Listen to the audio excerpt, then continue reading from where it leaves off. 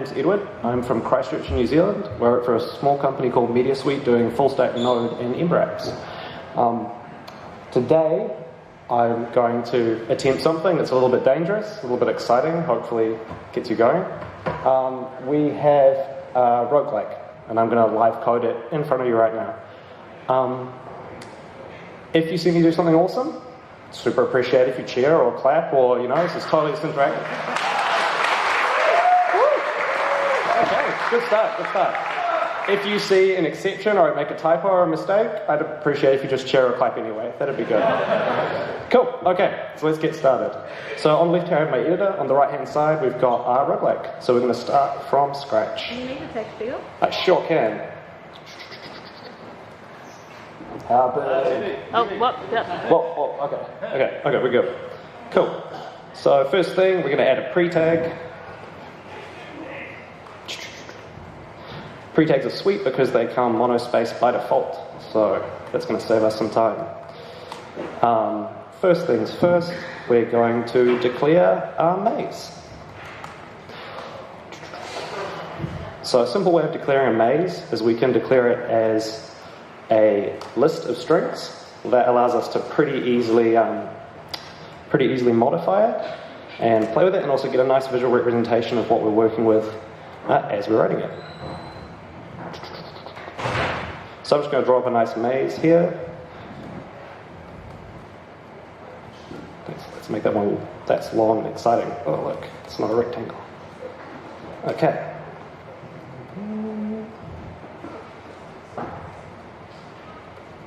Sweet. And we'll do one last one. Now you may be asking what these characters are here. Forgot to ask. Just show of hands. Who knows what a roguelike is? Okay, that would have been a good thing to explain before I started. So, roguelikes are video games from the days of yore. They're completely text-based. You move around. You are the player, an act character in this case. You move around the floors, which are these dots here. The walls are these asterisks here. And this T is the treasure. That's what we're trying to get to. That's what we're trying to find. So that's kind of our objective for this this roguelike. Sweet. So we have a maze. Now I'm going to make a map out of the maze. So dealing with an array of strings is actually really unpleasant in some of the later steps. So we're going to skip forward here and change this to an array of arrays. Lines with line dot split over. Sweet.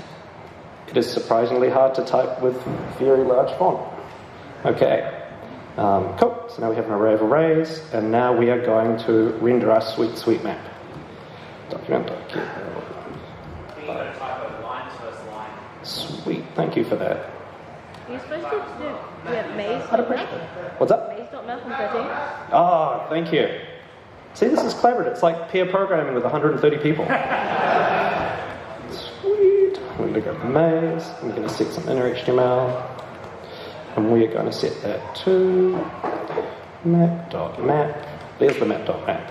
Characters. Characters.join. Join with our sweet friend from the 90s, the BR tag. Whoops. Okay. So at this point, our map should render when I refresh it, and it does not. That's exciting.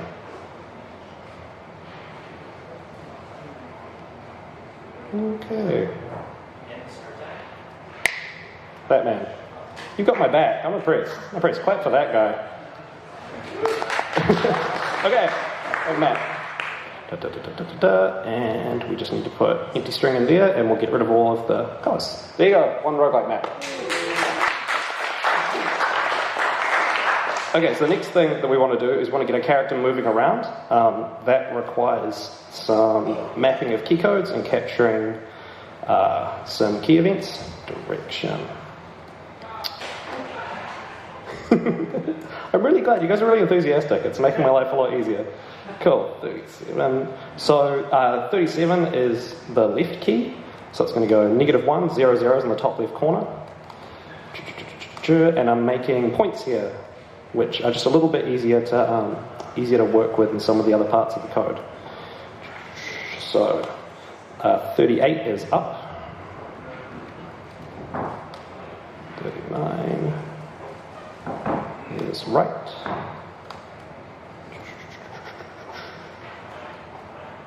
And 40 is down. Sweet. Okay. So now we have a map of the keys that you could type to get various directions. We are going to take the document.key on key down and write a sweet function. Cool. So first thing we'll do is we'll get a direction, and the direction will be key code direction with event.key code. Sweet. And then if we have a direction, so if it's one of the keys that it should be capturing, we're going to stop it from doing the default action. The reason for that is if the screen is small, it will scroll all around the place as we hit the up, down, left and right arrows. And we are going to call move with that direction. I'm going to write a little stub of a method for move. Console.log direction. Okay. And let's see how we went. Go to the console. Click on the page. Cool. So now we have. Okay. So now when we click left, we get left, up, down, left, and right. So we now know that we have keys working. So the next thing to do, now that we have a move function, is we actually don't know where the player is. So we're going to let player call. This time the player is just going to be an X and a Y position. And I'm just going to implement a utility function called addPoint, because it's really handy. We're going to take a point 1 and a point 2. And we are going to return fancy ES6 syntax. X will be a point 1 dot x plus point 2 dot x. And a y. Point 1 dot y plus point 2 dot y. Cool. Now we have fancy addPoint. So with our fancy addPoint utility method, we can find out where the player is going to be next. So we can go const new position. So this will be the square that the player is moving into. And we add the points. So we have the point, which is the player, and the direction he's moving. At this place, we want to find out what character he's moving into. So we'll look at new character. And we will take the map. There's a little bit of weirdness here, so I ask you to bear with me. Because of the way we've stored the map, we actually need to index by y first, and then we need to index by x second, which looks a bit odd, but I promise you it probably will work.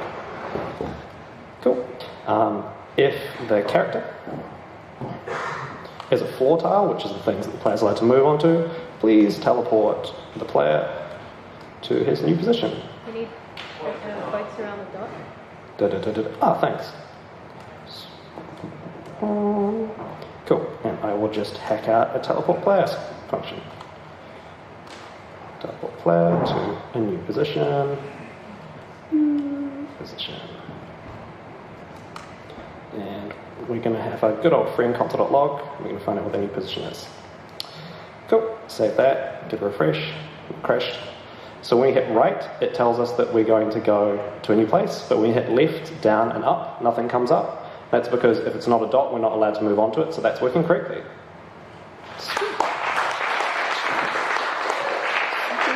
Okay, now all we have to do is actually move the player. So there's a bit of a hack here. We're going to take the character at the player's position, so the player's.y, the player's.x. And we know he can only move onto floors, so we're going to set that to a dot. It's now a floor. And the place where he is moving to, which is his new x, so new position. Chance for sweet destructuring. XY. There we go. And his new X will be a player character. Then we have to update his position, so the player now equals the restructured thing we just destructured. And we need to introduce a render function. So up here we have our first render. So we need to wrap a function around this. It's going to take a map. I'll grab that, put that in there. Sweet. And we're going to have to call render for the first time, so it renders before we click a key. And it looks good to me. And then once we've moved the player, we're going to re-render the map. Okay, let's see if that worked. Cool, so we now have, I will zoom that in for you. How big is that? Big enough. So we can now move around the maze and have a look. We have a sweet player character moving around. If we want to have sweet trails, we can not replace the dot as he goes around, and we end up with hundreds of players. All the things you find out while testing. But we don't have any interaction for the treasure yet, so let's go back to this last piece of code, and I will just full screen this because it's going to be way easier to read. And we will do an else if the new character that the player is about to move on to is actually the treasure. Then we want to alert, congrats, you have won. Cool, so let's give that a refresh. You move to the treasure, you ready? This is the moment of the truth. There we go. And that is my life code of roguelike maze. Cool, hope you enjoyed it. And yeah, if you're interested in that type of thing, you know where I am, you know my face, you know my name. Yeah, come, we can do some pairing, got all sorts of stuff to share. Cool, thanks guys.